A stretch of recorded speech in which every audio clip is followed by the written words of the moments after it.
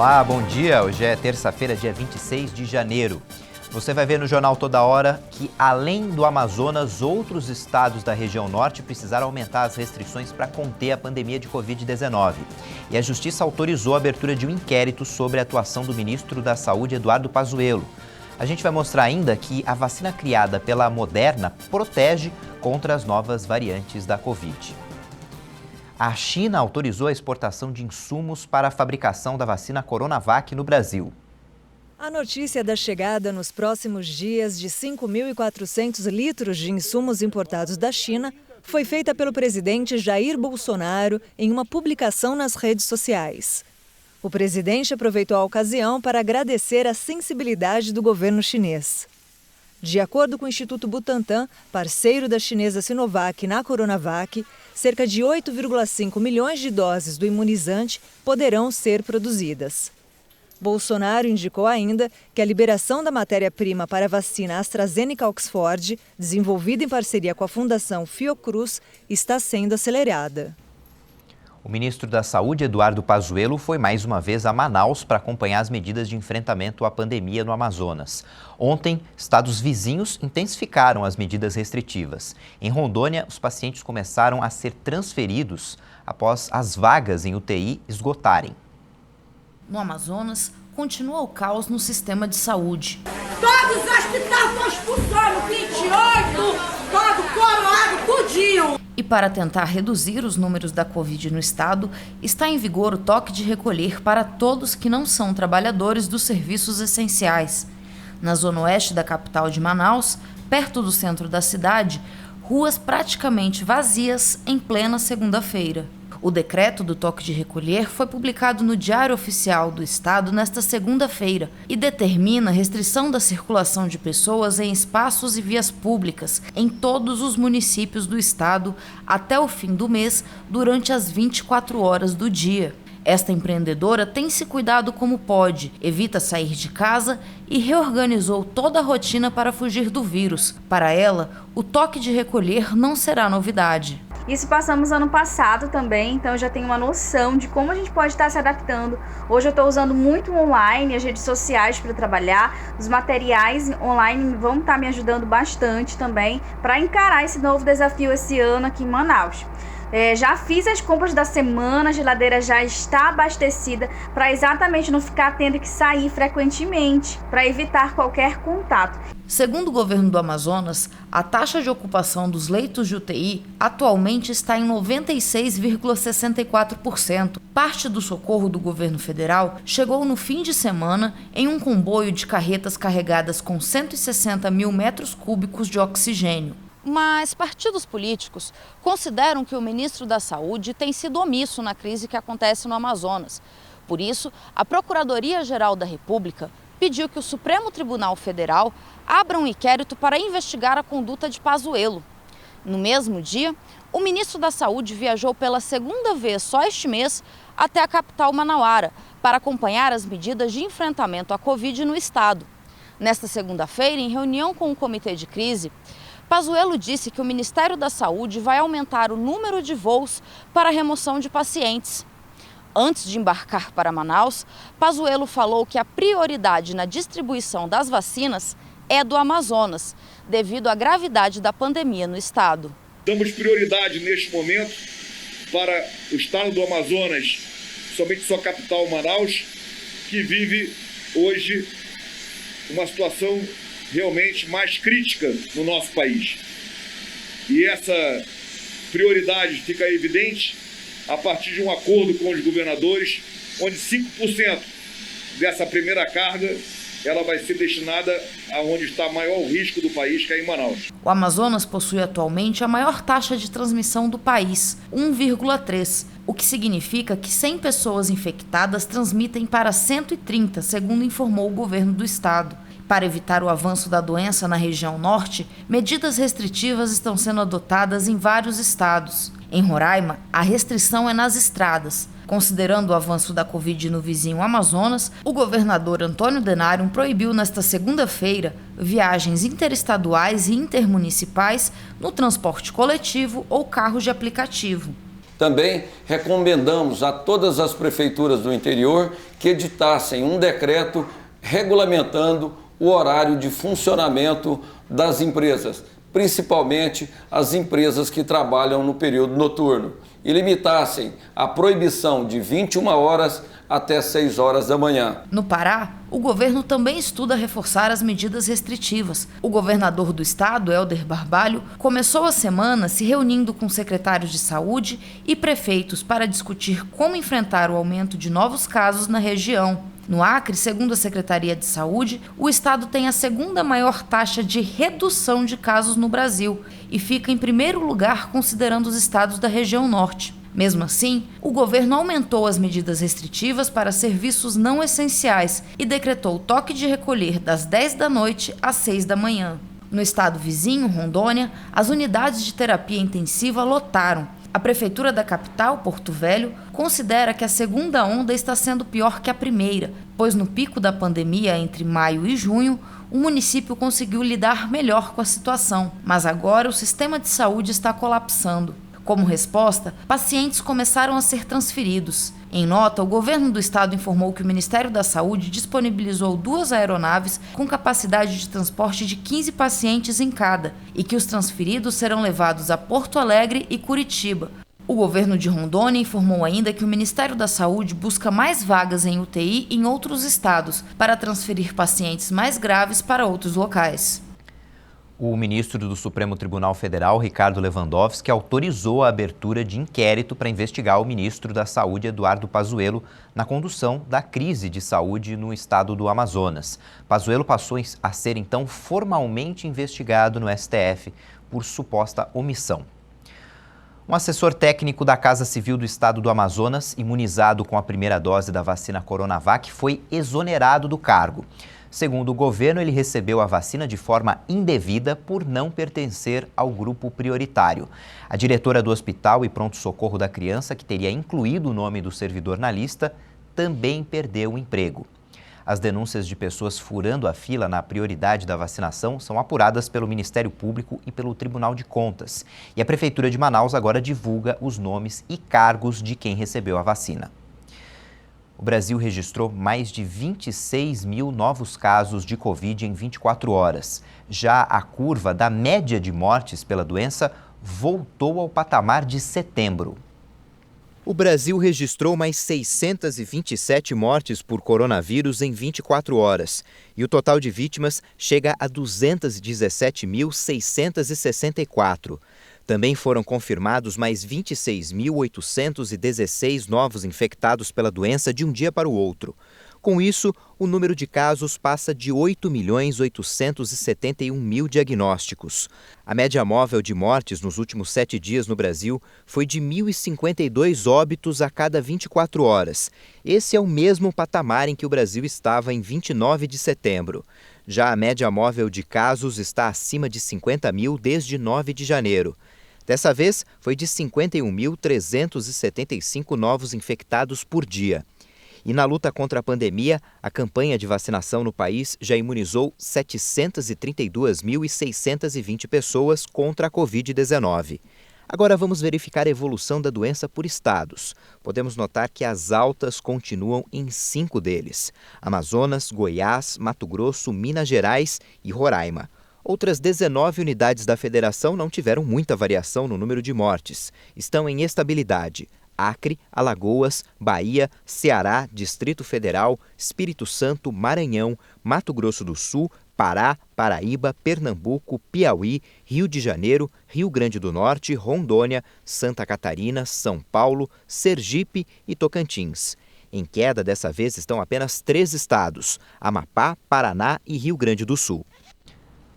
Empresas poderão comprar doses de vacinas contra a Covid. O documento com a autorização do governo foi assinado pelo secretário executivo do Ministério da Saúde, Elcio Franco, pelo advogado-geral da União, José Levi, e pelo chefe da Controladoria Geral da União, Wagner Rosário. Várias empresas se uniram para comprar 33 milhões de doses do imunizante. Na autorização do governo, existem 2 condições: a de que metade das doses seja destinada ao SUS por meio do Plano Nacional de Imunização e que a outra metade não seja comercializada, mas aplicada nos funcionários das empresas que importarem a vacina. O governo brasileiro tenta aumentar a quantidade de doses de vacina para garantir a continuidade da imunização no país. Até o momento, disponibilizou 2 milhões de doses da vacina de Oxford, importadas da Índia, e pouco mais de 10 milhões de doses da Coronavac, produzida pelo Instituto Butantan. A empresa Moderna informou que a vacina que desenvolveu contra a Covid é eficaz contra as novas variantes da doença. Apesar dos dados, a companhia disse que vai trabalhar para desenvolver uma dose adicional para aumentar ainda mais a proteção contra essas variantes. Cientistas temem a eficácia que as vacinas desenvolvidas possam ter, em particular sobre a mutação que surgiu na África do Sul. Para estudar o impacto da vacina existente, chamada mRNA-1273, a Moderna coletou amostras de sangue de 8 pessoas que receberam 2 doses da vacina e de 2 primatas que também foram imunizados. No caso da variante B117, identificada pela primeira vez na Inglaterra, não houve impacto no nível de anticorpos neutralizantes que foram produzidos após as injeções. Para a variante sul-africana, houve uma redução de até 1/6 do nível de anticorpos neutralizantes, mas ainda acima do que foi comprovado ser suficiente para a proteção em testes realizados com primatas infectados intencionalmente. Pelo menos 19 pessoas morreram e mais de 30 ficaram feridas em um grave acidente com um ônibus de turismo em Guaratuba, ontem no Paraná. O ônibus saiu da pista e tombou na margem da rodovia BR-376. De acordo com a Polícia Rodoviária Federal, o ônibus saiu de Ananindeua, no Pará, e tinha como destino Balneário Camboriú, em Santa Catarina. O motorista do ônibus prestou depoimento na delegacia de Guaratuba. O condutor do ônibus alegou que o veículo ficou sem freios antes de capotar. A gente vai para o intervalo, na volta você vai ver a previsão do tempo e vai ver também que um relatório apontou que os mais ricos não perderam dinheiro ou até ganharam mais dinheiro com a pandemia. A gente volta já.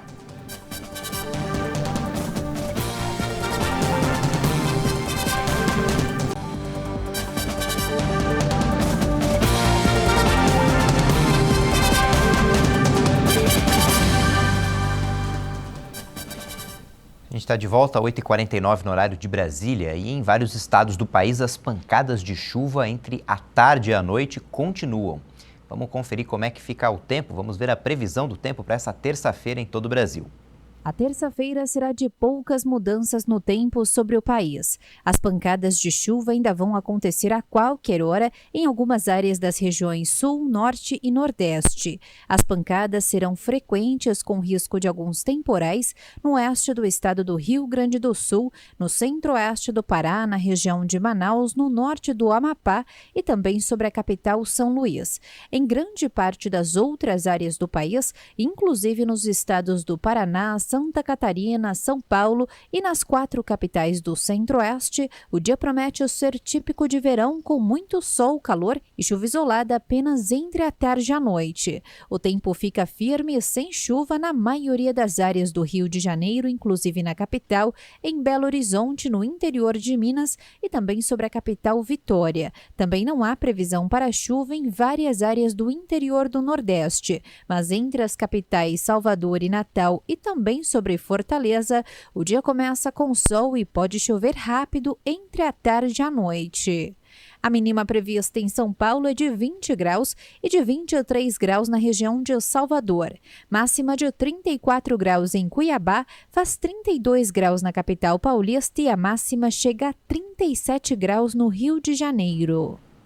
Na Holanda, o governo impôs um toque de recolher para frear o avanço da pandemia, mas a medida provocou protestos em várias cidades do país. E as manifestações vêm se tornando cada vez mais violentas. No sábado, entrou em vigor na Holanda o primeiro toque de recolher no país desde a Segunda Guerra Mundial. A medida gerou muita indignação e protestos tomaram as ruas de várias cidades. De acordo com a Prefeitura de Amsterdã, no domingo, ao menos 100 pessoas foram detidas. A tropa de choque da polícia, que recorreu ao uso de jatos de água, entrou em confronto com grupos de manifestantes na região portuária de Roterdã, assim como na pequena cidade de Galim, no sul do país. Para frear o avanço do novo coronavírus, o governo quer manter a medida até pelo menos dia 9 de fevereiro.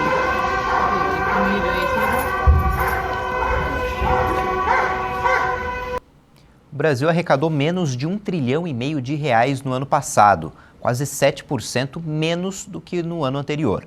O ministro da Economia, Paulo Guedes, afirmou que considera um número excelente se for levado em conta a crise econômica provocada pela Covid-19.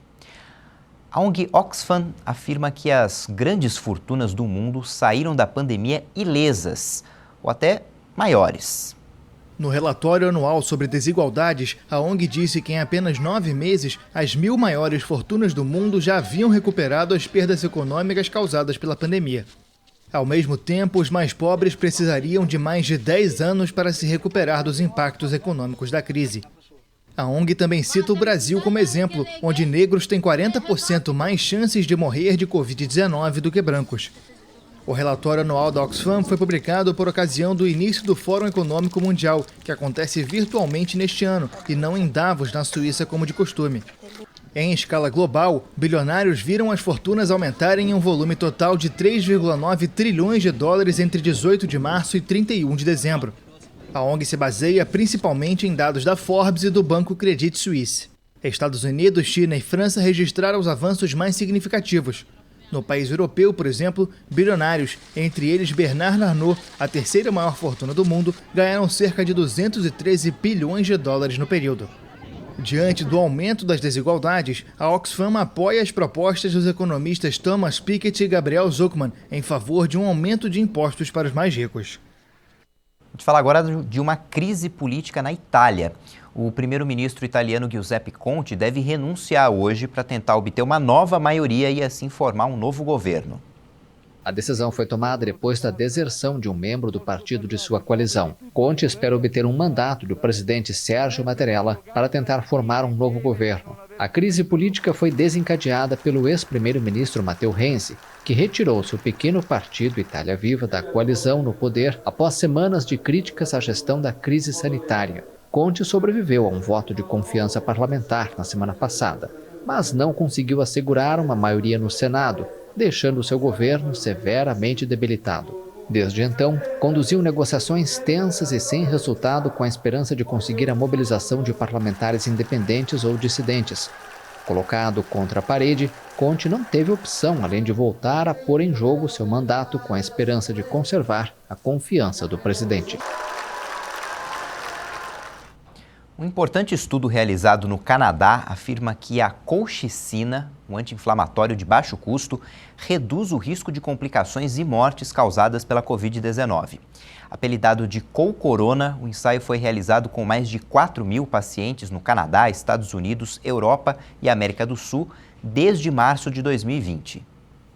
Apesar dos estudos preliminares do Colcorona já terem sido publicados, as conclusões finais devem ser divulgadas em breve. Segundo a investigação, o uso de colchicina poderá reduzir as hospitalizações em 25%. Participaram da pesquisa 4.159 pacientes com pelo menos um fator de risco para complicações do vírus. Os envolvidos tiveram diagnóstico de Covid-19 confirmado por um teste de PCR. A necessidade de ventilação mecânica caiu 50% e as mortes 44%. O Dr. Jean-Claude Tardif, diretor do Instituto de Cardiologia de Montreal, afirma que a colchicina está disponível em todos os países do mundo, em todas as farmácias do planeta e a um custo muito baixo. Essa é uma notícia muito boa. Nossa descoberta não será útil apenas na França, Canadá e Estados Unidos e países do G8. Agora, os responsáveis pelo estudo aguardam a revisão pelas agências reguladoras de saúde, mas o medicamento já está disponível e pode ser receitado por médicos. No futebol feminino, a brasileira naturalizada americana Catarina Macário foi contratada pelo Lyon, atual campeão europeu. Nascida no Brasil, a jovem de 21 anos se mudou aos 13 para os Estados Unidos, onde foi eleita a melhor jogadora do campeonato universitário do país em 2018 e 2019.